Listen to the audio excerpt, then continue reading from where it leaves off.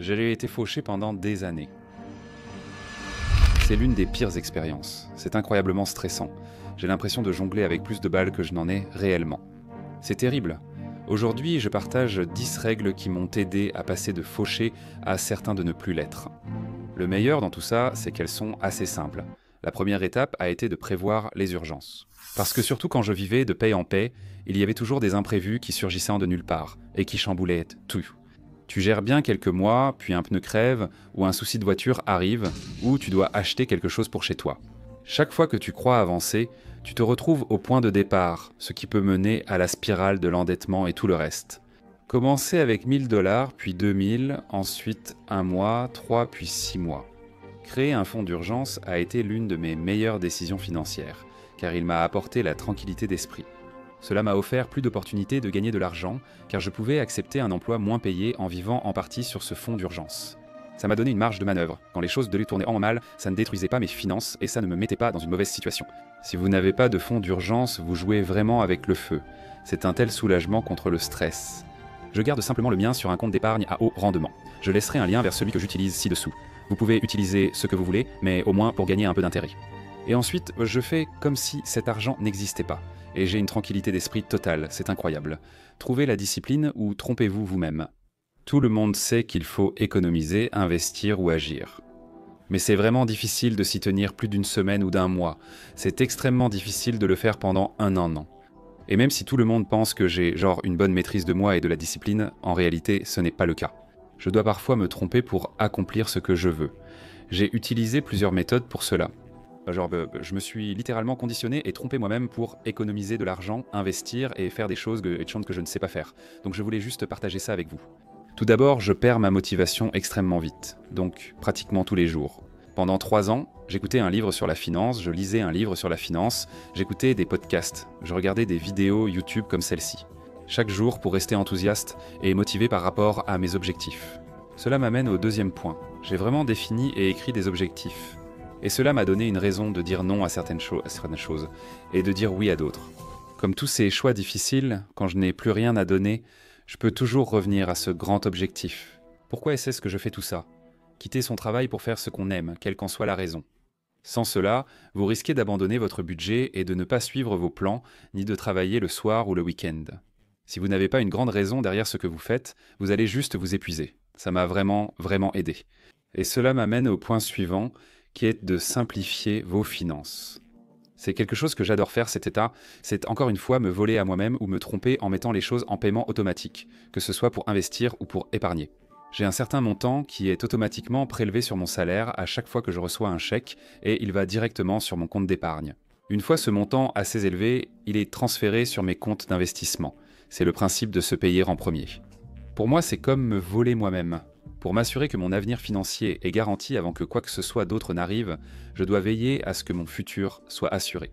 Cela simplifie aussi vos finances si vous pouvez tout mettre en place simplement en paiement automatique. Pour vos factures, évitez les retards et frais ou pour votre épargne. Ainsi, vous ne négligez jamais ce qui est important, c'est-à-dire épargner de l'argent et améliorer vos finances. Ces choses-là ont vraiment fait une grande différence.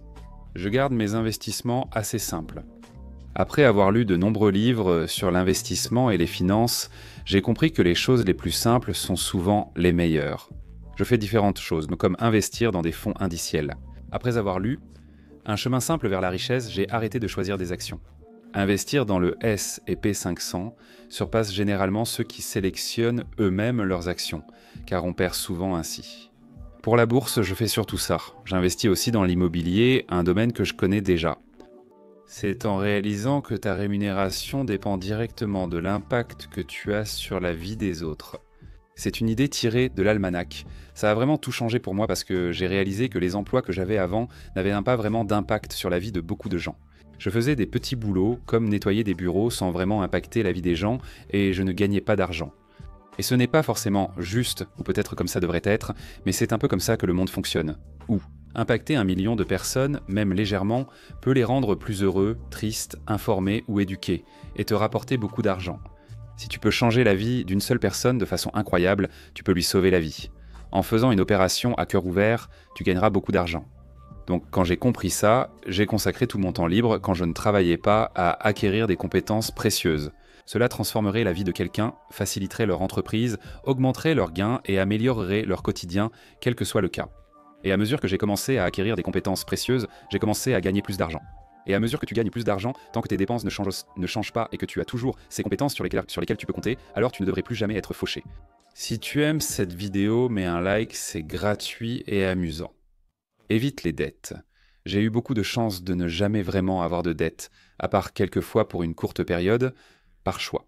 À l'exception de ma dette locative, soit près d'1 million de dollars. Cette dette me rapporte chaque mois et constituera ma retraite. Donc certaines dettes sont bonnes, mais je parle de dettes comme les dettes de carte de crédit, les prêts étudiants, les dettes à taux d'intérêt élevé, les dettes de voiture, tout ce genre de choses. Parfois cela a du sens, comme lorsqu'il faut aller à l'université pour la carrière souhaitée. Mais dans la plupart des cas, si tu n'as pas de dette, ta vie sera 1000 fois plus facile. Par exemple, si ta maison et ta voiture sont payées et que tu n'as jamais de solde sur ta carte de crédit. Tu auras beaucoup plus de facilité à éviter la faillite et à réellement construire ta richesse que si tu as d'énormes paiements chaque mois et que tout dans ta maison est surfinancé. C'est tout simplement un mode de vie complètement différent. Je suis content de ne pas être allé à l'université ni d'avoir eu de dettes. Je connais beaucoup de gens pour qui ça a marché, mais aussi autant qui sont allés à l'université. Ils ont dépensé des milliers, parfois des centaines de milliers de dollars, sans utiliser leur diplôme, comme beaucoup de gens. Éviter cela et travailler ces années plein plutôt qu'accumuler des dettes a vraiment compté pour moi. Cela m'a évité le cycle de vivre de chèque en chèque comme beaucoup qui restent piégés par une dette pesante sur leurs choix futurs. La 8e merveille du monde, selon Einstein, qui est bien sûr les intérêts composés. Si cela ne modifie pas vos dépenses quotidiennes, je ne sais pas ce qui le fera, regardez. Si vous investissiez 100 $ par semaine dans le S&P 500 de l'âge de 22 ans jusqu'à 65 ans, cet argent vaudra environ 5 millions de dollars, ou environ 22 fois plus que ce que vous y avez investi. Quand j'ai compris cela et à quel point il était important de commencer à investir le plus tôt possible grâce aux intérêts composés, ça a littéralement changé ma vie. Je surveillais chaque dépense en pensant « ça aurait pu valoir 20 $ plus tard », même pour l'immobilier. J'ai compris qu'en achetant un bien locatif à 22 ans comme je l'ai fait pour mon premier. À 52 ans, je posséderai un bien locatif entièrement remboursé pour moins de 10 000 $ investis. Il y a 30 ans, à ce moment-là, ce bien locatif vaudra sûrement plus d'1 million de dollars. Il m'aura rapporté des dizaines, voire des centaines de milliers sur 30 ans, et je commencerai à gagner beaucoup plus d'argent une fois que le prêt serait remboursé.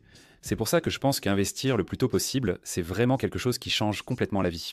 C'est fou quand on commence à faire les calculs, et ça a rendu cette décision tellement facile, pour moi. Essayer de gagner autant que possible, le plus tôt possible, et dépenser le moins possible pour pouvoir m'acheter ma liberté le plus vite possible. Si vous n'avez jamais essayé ça, essayez de jouer avec une calculatrice comme celle-ci. Ça va complètement changer votre état d'esprit et votre vision de l'argent. C'était fou.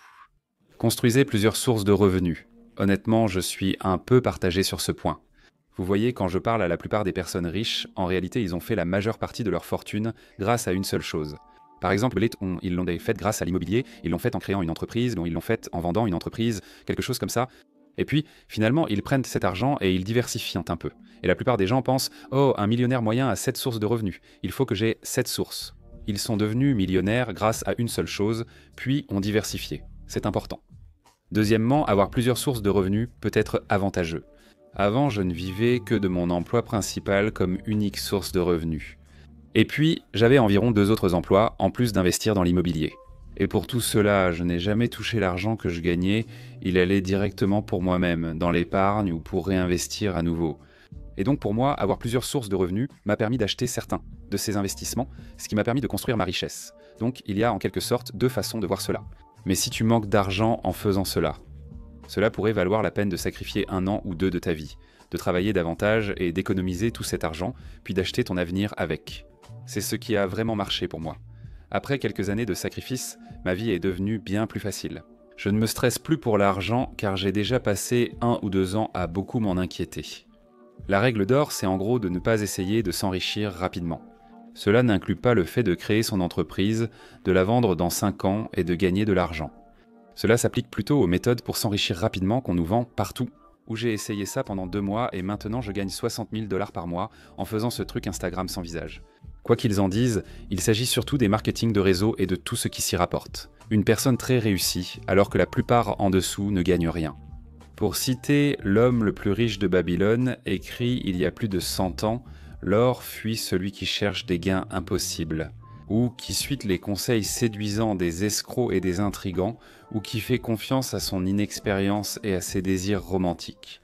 En investissement, cela signifie essentiellement de ne pas tomber dans les arnaques pour devenir riche rapidement. Très bien, le dernier point ici est d'étudier l'argent. Et tout le monde demande toujours des recommandations de livres, donc je vais vous en donner quelques-unes. Avant tout, si vous lisez des livres, appliquez au moins une chose apprise à chaque lecture, sinon vous perdez votre temps. Certains ici couvrent la plupart des sujets. Le premier, c'est la psychologie de l'argent, qui traite des bases, intéressants et bien pensés. Cela va vraiment changer votre vision de l'argent. J'ai également réalisé une critique complète du livre en lien ci-dessous. Doppelcontent Ardat. Set for Life suit une approche proche de la mienne pour l'indépendance financière. J'ai désormais pris mes distances avec certains aspects de choix du livre. Mais c'est une excellente base pour le mouvement Financial Independence, Retire Early, la retraite anticipée, et le fait d'être un peu extrême. Mais c'est plutôt destiné, disons, aux personnes seules, aux gens dans la vingtaine ou la trentaine. Donc c'est plutôt bien. The Simple Path to Wealth. Celui-ci parle de comment investir dans des fonds comme VTI, donc des fonds indiciels, et prendre sa retraite tôt et essentiellement vivre de sa retraite grâce à ça. Rien d'autre que ça va vous donner envie de ne plus jamais essayer de choisir une action individuellement. Donc celui-là est vraiment bien.